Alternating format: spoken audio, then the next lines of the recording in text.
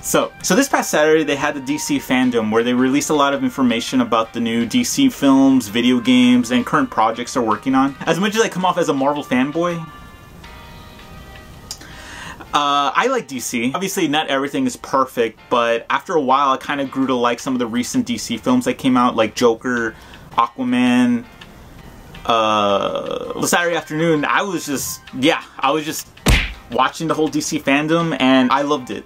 I really enjoyed it. There was a lot of really good information and a lot of good movies and shows coming out. So yeah, let's get right to it. The first thing they presented was the panel for Wonder Woman 84, and I really liked it. They started off by introducing the cast, and then later on they introduced Linda Carter, the original Wonder Woman. And I really love that because they kind of gave this very like passing the torch moment for this new film. I really love that she was there and they all respected each other. It was a really good like After that, they presented a new trailer for the film, and I actually really liked it. They finally showed Cheetah. They finally showed this really cool like idea of what the story is about. My only tidbit is that they proudly put only in theaters. Really?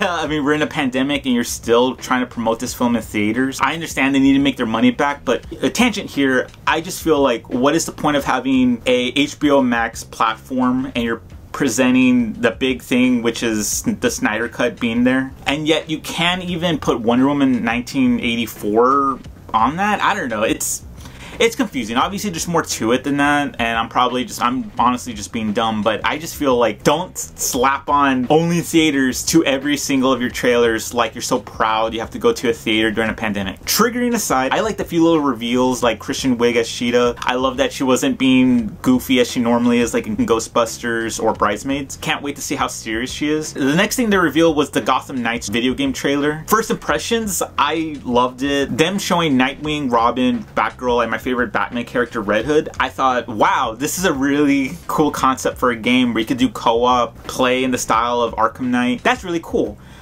But the way the trailer came out and the way the title was, I for a few hours thought, oh, this is an Arkham Knight sequel. Come to find out later, it wasn't. It is its own thing, and that really bugged me because it's like, what the heck? You start off the friggin' trailer like it is a sequel. The title is called Gotham Knights. Like, what is that? Confusion aside, as a game on itself, I thought it was really cool. I was more excited thinking it was an Arkham Knight sequel, but I'll still play it. After that, they do present a few things for other DC properties, but I really wasn't paying attention to that. The one thing I was paying attention for was the new Flash movie directed by It director, and I really love that they're really delving towards the entirety of the DC universe in the films, and they really want to put everything towards this. I like that they revealed Flash's new costume. Like, I liked his original one in Justice League because it looks very armored up. It looks very Injustice, but them giving it a comic book accurate suit, I thought that was really awesome. I'm gonna say that is really awesome throughout this whole thing. I am so sorry. I really loved this DC Fandome, so I'm gonna try to come up with other ways other than awesome. The Flash's suit was really neat. The Flash's suit was really neat.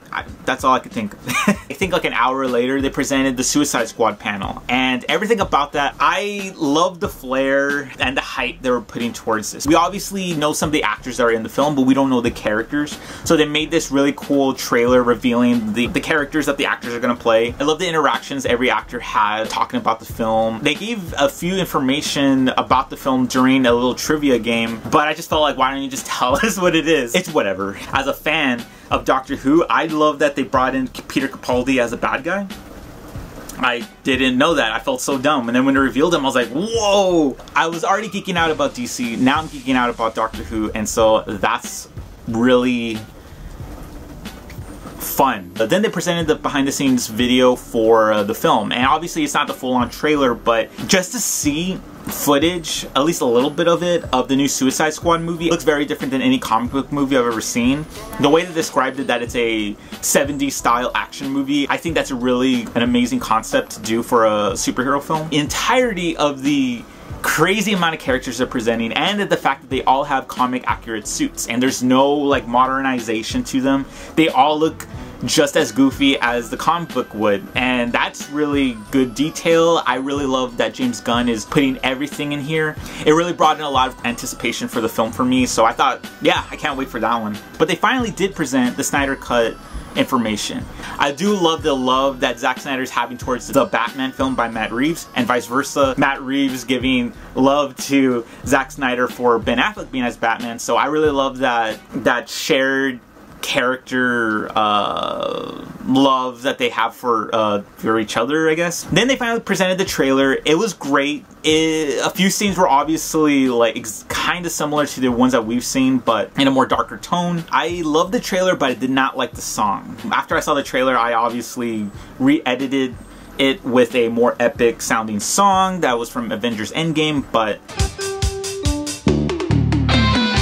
they revealed that it's a 4-part miniseries with 1 hour each episode. That's insane. So basically, it's a 4-hour long movie.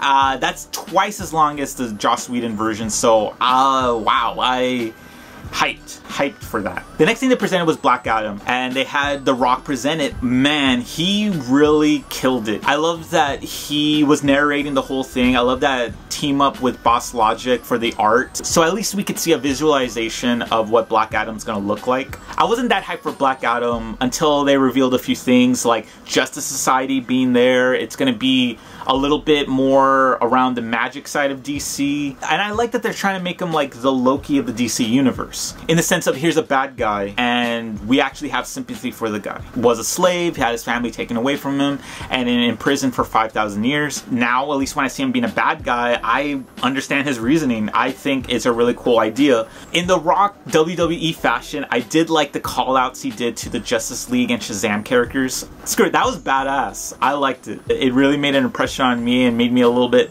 excited for Black Adam now. The next thing they've revealed was the next video game, Suicide Squad versus Justice League. I was watching it, but I didn't really pay attention too much. But from what I saw, I really enjoyed the trailer, how funny it was, playing the Outcast music. I liked the interaction with the team and Superman. It reminded me of the Harley Quinn cartoon show where it's just goofy, but it's also serious. I did think it was a little bit interesting that the developers say that this is a side sequel-ish to Arkham Knight. Like, it's set in the same universe. When Deadshot is completely different ethnicity in one of the games, so okay. There wasn't really too much information because it's not really a video game developers panel. It's more of like DC properties. They didn't really reveal the specs or the gameplay for it, but I thought it was just really cool to have a trailer. And finally, we had the Batman panel with Matt Reeves giving information about the movie, and I really loved it. I thought it was, man, immensely dark. Not saying you have to like Batman being super dark or anything, but the style of it is in the style of the movie Zodiac or Seven, where it's a crime thriller. I'm assuming Batman has to figure out these clues to capture Riddler. I think that's a really smart idea of getting the Riddler character and making him more like a Zodiac killer, which makes more sense about the character all in itself that he plays these games. From the footage they showed, I really liked Robert Pattinson's interpretation of the character. Obviously, you're not going to see immensely everything about him being Bruce Wayne or, you know, how Bruce Wayne operates, but I did like the dark grittiness of it. I did like that Batman randomly punched a dude 13 times within 9 seconds. I'm like, okay. That was cool. It was brutal, but really cool. I didn't even know that the movie was only 25% done. So we're only seeing 1/4 of a movie here. Or, okay, 1/4 of a footage from a movie. But from what they've shown, I am really excited for it. I really hope that they could find a way to finish filming even with the pandemic going on. I know there's certain ways they could do it. Yeah, that was a DC Fandome. I know they're gonna do a part 2 in September. So this whole video is just part 1 of me talking about what they're showing. But I spent the whole day watching it, and was it worth it? Eh. My favorite highlight is either the Suicide Squad footage or Batman. I know a lot of people would say the Snyder Cut. Yeah, me too. I'm excited for that, but it didn't really reveal too much new things. Considering the fact that we've already seen a bad version of this movie, so I already know what the plot's about. As a fan of comic books and a fan of comic book movies, this really didn't disappoint. They spent 6 hours showing stuff, so that alone was like an amazing feature. I thought it was really cool. These are just my little quick thoughts on the DC Fandome, and I'll come back for the part 2 when they make it. But yeah, I just want to make this quick video. But yeah, thanks for watching, guys, and bye. Why do I always wave my hand like I'm a Muppet? It's so dumb.